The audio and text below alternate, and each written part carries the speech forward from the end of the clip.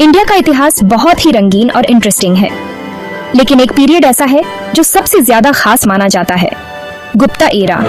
यह एरा लगभग 300 से 400 ईस्वी तक अक्सर भारत के स्वर्णिम युग के रूप में जाना जाता है।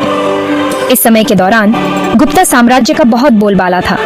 इस एरा में आर्ट, साइंस, लिटरेचर और गवर्नेंस जैसे फील्ड्स में बहुत तरक्की हुई। गुप्ता राजाओं ने अपनी समझदारी और नेक रूल से एक ऐसा माहौल बनाया जहां नॉलेज और क्रिएटिविटी दोनों का विकास हुआ। यह ऐसे इसी ग्लोरियस पीरियड के बारे में है। यह उन की फैक्टर्स के बारे में बताता है जिन्होंने गुप्ता एम्पायर को इतना शानदार बनाया।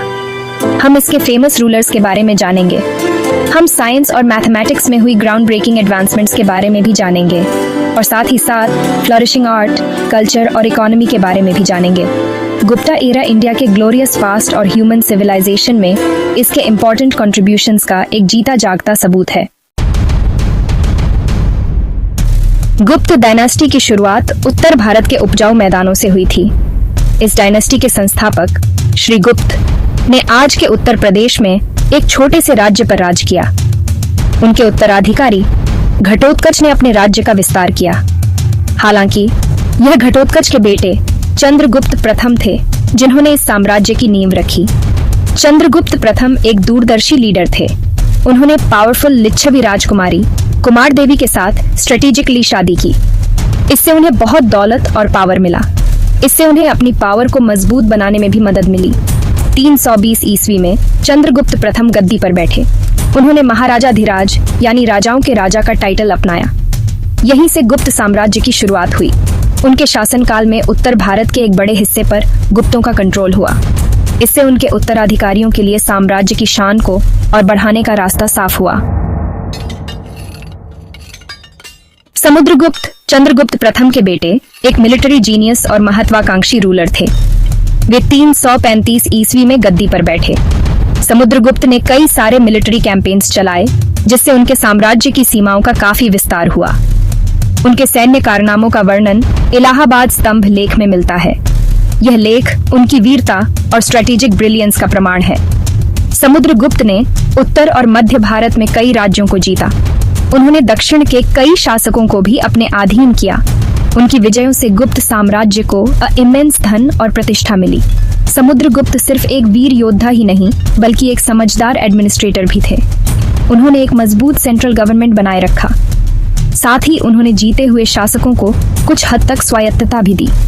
इस पॉलिसी से साम्राज्य में स्थिरता और वफादारी बनी रही। चंद्रगुप्त द्वितीय, जिन्हें विक्रमादित्य भी कहा जाता है, समुद्रगुप्त के बेटे थे। उन्हें गुप्त वंश का सबसे प्रतापी शासक माना जाता है। 380 से 415 ईस्वी तक चला उनका शासनकाल गुप्त स्वर्णिम युग का शिखर माना जाता है। चंद्रगुप्त द्वितीय ने अपने पिता की मिलिट्री एक्सपेंशन की नीति को जारी रखा। हालांकि वे आर्ट, लिटरेचर और साइंस के प्रति अपने पैट्रनेज के लिए ज्यादा जाने जाते हैं। उनके दरबार को फेमस विद्वानों, कवियों और कलाकारों ने सजाया था। प्रसिद्ध संस्कृत कवि और नाटककार कालिदास उनके शासनकाल में थे। अन्य प्रमुख नामों में खगोल शास्त्री और गणितज्ञ आर्यभट्ट और चिकित्सक धन्वंतरि शामिल हैं। चंद्रगुप्त द्वितीय का दरबार बौद्धिक और कलात्मक गतिविधियों का केंद्र बन गया, जो पूरे भारतीय उपमहाद्वीप से प्रतिभाओं को आकर्षित करता था। सेक्शन 5, विज्ञान और गणित में प्रगति। गुप्ता एरा में साइंस और मैथमेटिक्स में काफी तरक्की देखने को मिली। आर्यभट्ट एक बुद्धिमान खगोल शास्त्री और गणितज्ञ थे जिन्होंने ग्राउंड ब्रेकिंग खोजें की। उन्होंने आर्यभट्टीय लिखी, जो कि एस्ट्रोनॉमी और मैथमेटिक्स पर एक इम्पोर्टेंट ग्रंथ है।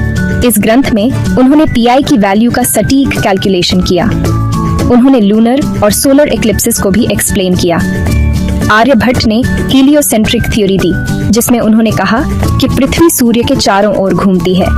यह बात उन्होंने कोपरनिकस से कई साल पहले कही थी। गुप्ता पीरियड के दौरान ही इंडियन मैथमेटिशियंस ने जीरो और डेसिमल सिस्टम का कंसेप्ट डेवलप किया। इन इनोवेशंस ने मैथमेटिक्स में क्रांति ला दी और साइंस और टेक्नोलॉजी के विकास पर इसका गहरा प्रभाव पड़ा। सेक्शन 6, धार्मिक सद्भाव और समृद्ध संस्कृति। गुप्ता रूलर्स ज्यादातर हिंदू थे। हालांकि वे धार्मिक सहिष्णुता की नीति पर चलते थे।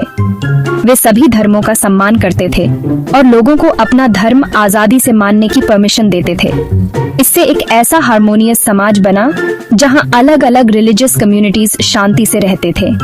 गुप्ता पीरियड में हिंदू धर्म का रिवाइवल देखने को मिला। शानदार मंदिर बनाए गए जिनमें इंट्रिकेट नक्काशी और मूर्तियां थीं। इस समय के दौरान बौद्ध धर्म भी फला फूला। प्रसिद्ध अजंता गुफाएं जिनमें बुद्ध के जीवन को दर्शाते हुए सुंदर म्यूरल्स हैं, वाकाटक वंश द्वारा पैट्रोनाइज्ड थीं, जो गुप्तों से संबंधित थे। गुप्ता एरा में आर्ट और आर्किटेक्चर में एक डिस्टिंक्ट क्लासिकल स्टाइल का उद्भव हुआ। मूर्तियां सुंदर और जीवंत थीं, जो ह्यूमन एनाटॉमी की गहरी समझ को दर्शाती थीं। अजंता और बाघ गुफाओं में की गई पेंटिंग्स इस पीरियड की कलात्मक प्रतिभा का प्रमाण है। सेक्शन 7 एक समृद्ध समाज और अर्थव्यवस्था। गुप्ता एम्पायर ने इकोनॉमिक प्रॉस्पेरिटी का समय देखा। उपजाऊ जमीन और एफिशिएंट सिंचाई प्रणाली के कारण एग्रीकल्चर फला फूला। साम्राज्य के भीतर और विदेशों के साथ ट्रेड और कॉमर्स दोनों काफी बेयर है। गुप्तों ने सोने के सिक्के जारी किए जिन्हें दीनार कहा जाता था, जिससे ट्रेड में सुविधा हुई और यह उनकी इकोनॉमिक प्रॉस्पेरिटी का प्रतीक भी थे। व्यापारियों और कारीगरों के गिल्ड्स ने साम्राज्य की अर्थव्यवस्था में महत्वपूर्ण भूमिका निभाई। वे विभिन्न क्राफ्ट्स में स्पेशलाइज थे। इनमें टेक्सटाइल्स, पॉटरी और मेटल वर्क शामिल थे। गुप्तों ने एक सुव्यवस्थित प्रशासन बनाए रखा जिससे कानून और व्यवस्था बनी रही। इससे साम्राज्य की इकोनॉमिक स्टेबिलिटी को बढ़ावा मिला। अलग अलग सोशल बैकग्राउंड्स के लोगों को एजुकेशन, ट्रेड या प्रशासन में सेवा के माध्यम से अपने जीवन को बेहतर बनाने का अपॉर्चुनिटी मिला। सेक्शन 8 गुप्त स्वर्णिम युग की विरासत। गुप्ता एरा ने इंडिया के कल्चरल और इंटेलेक्चुअल पर एक अमिट छाप छोड़ी।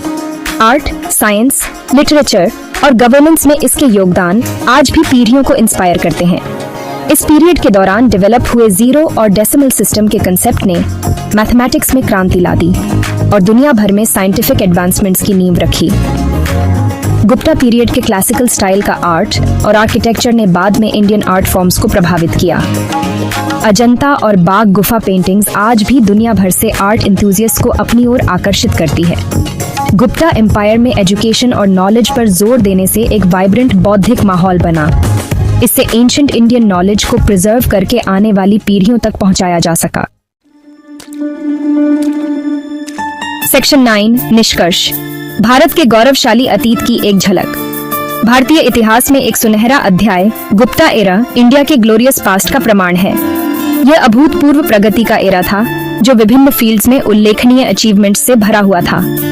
समुद्रगुप्त के मिलिट्री कौशल से लेकर आर्यभट्ट की बौद्धिक प्रतिभा तक गुप्ता पीरियड ने ह्यूमन पोटेंशियल को उसके विभिन्न रूपों में फ्लरिशिंग होते देखा।